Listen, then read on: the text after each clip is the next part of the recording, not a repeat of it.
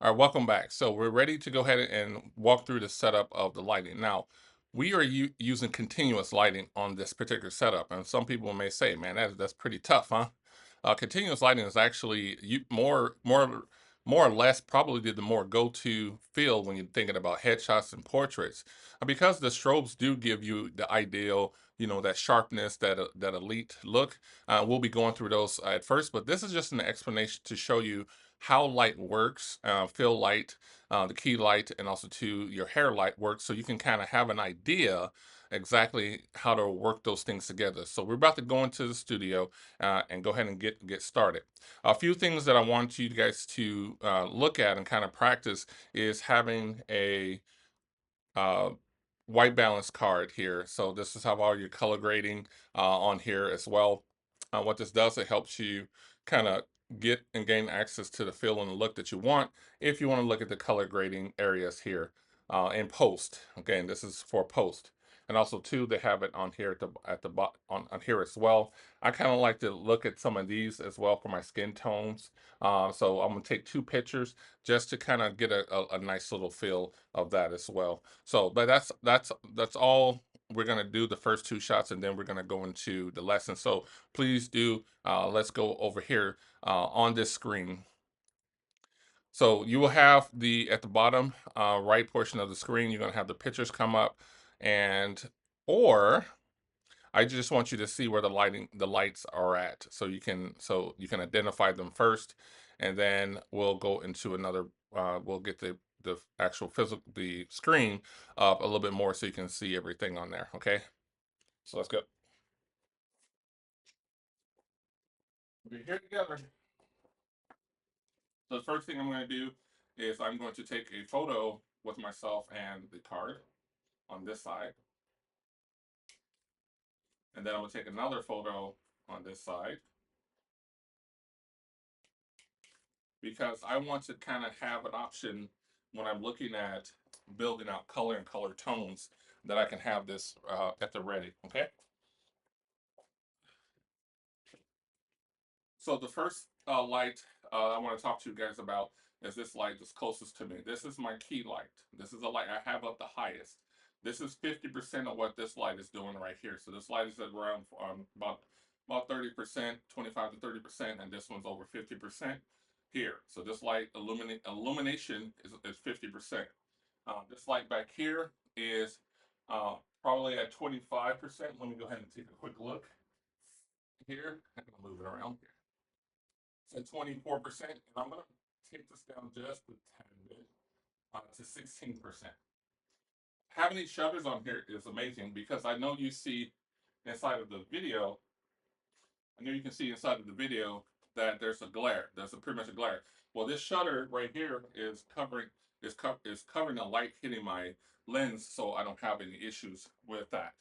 Okay, and also too, this light here, any light that's falling off going back, and this light right here is coming towards me as well. So I'm gonna get into position.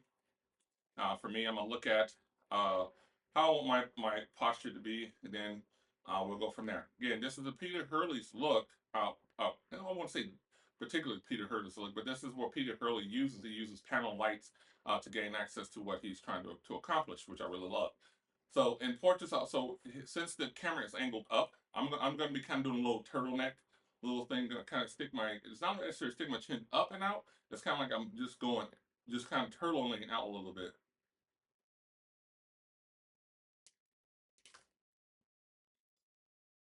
Perfect, perfect. Turn to the side because I'm a big boy.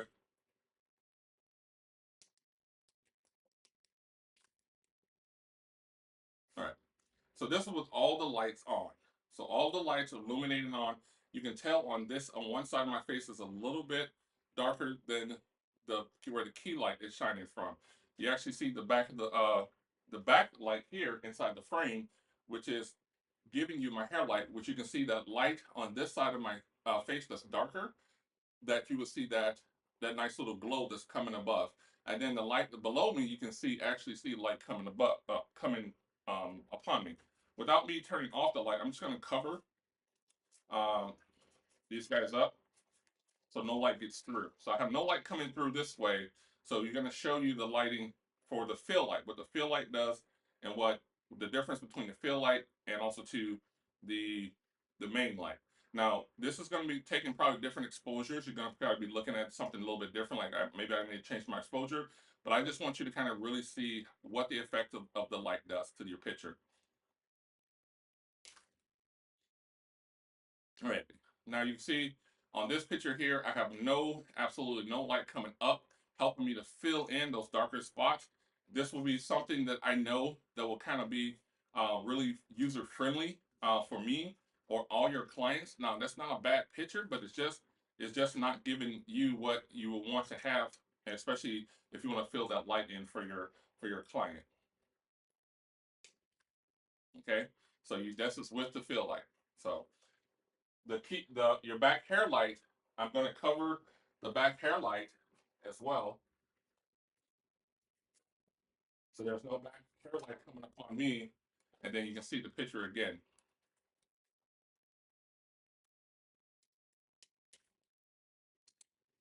And you can see how that light, the separation is kind of flattened out for us. I have all this side right here of me is darker, right? Because we have no fill light happening. Now, I did say I was going to have a scenario to where if we use our backlight, okay, let's just say, for instance, we don't have that field light coming into ourselves, but we may have it going across the background there in itself to give us some illumination and some separation. And that'll give you a different look as well, as you can tell. So we're going to review all these looks with all the light sequences so you guys can see and identify absolutely what's happening. But when I do that, I'm going to go ahead and close this guy up because this one is having a glare in the back as well. So I'm going to close these guys down just a tad bit.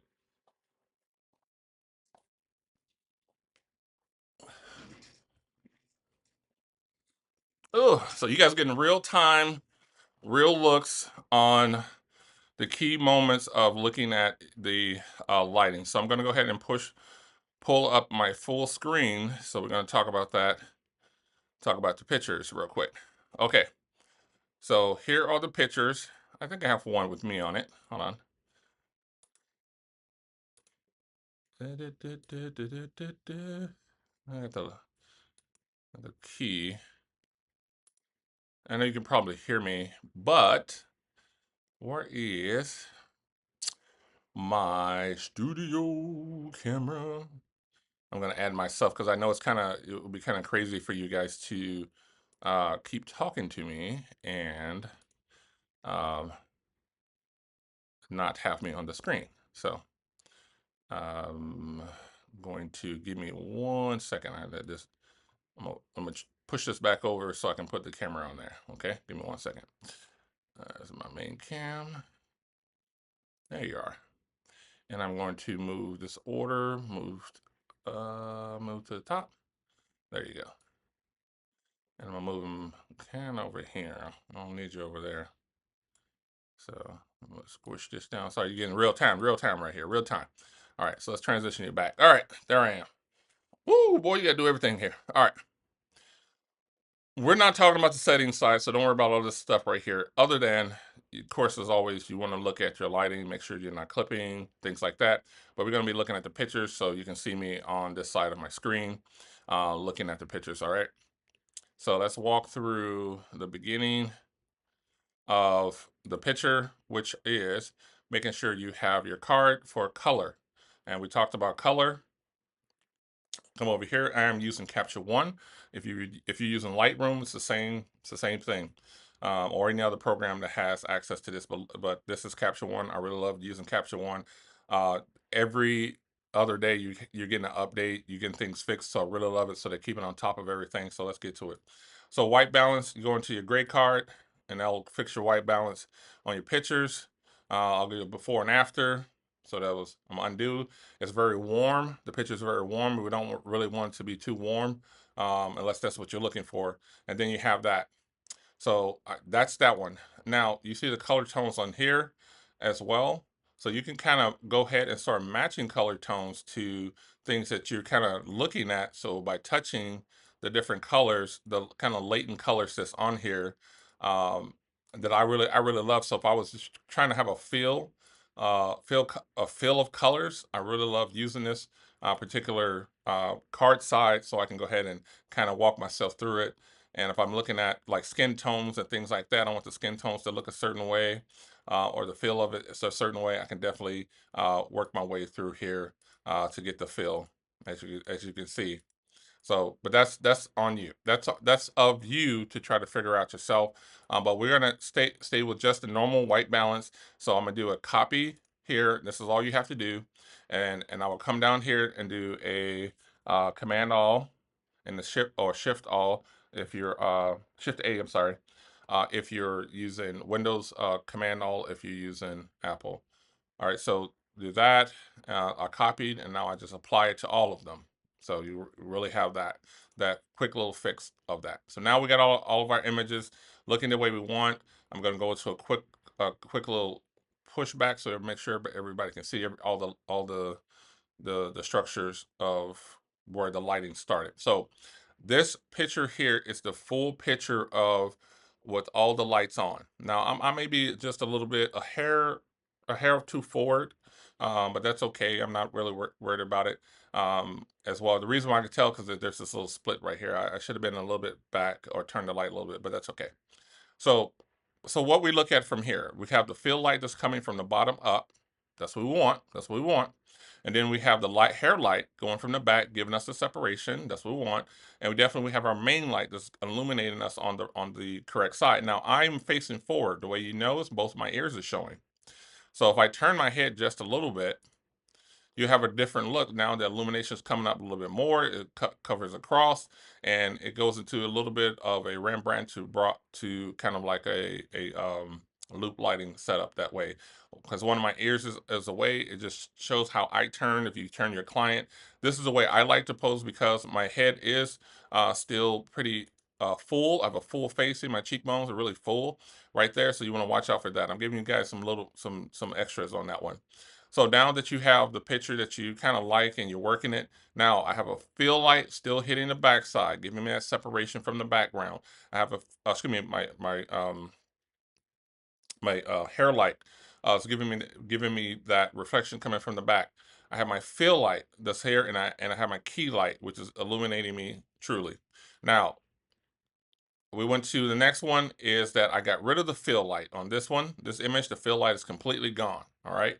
So I have no fill light on here, just a hair light, which is giving us a good look with the hair light so you can see. And the main light, now you can see what the main light is doing. You see how it just really just darkens up this patch of skin here, and it's just your shadows. You can tell that your shadows are definitely are full of shadows. So you want to diminish that by creating options to that by adding your fill light, and that's what we did.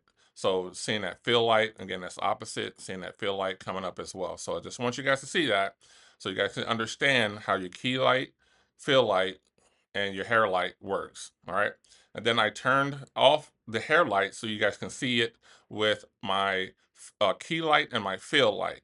And you see, so you may be saying to yourself, like, how can I get certain things? How can I make certain things happen if I only have two lights?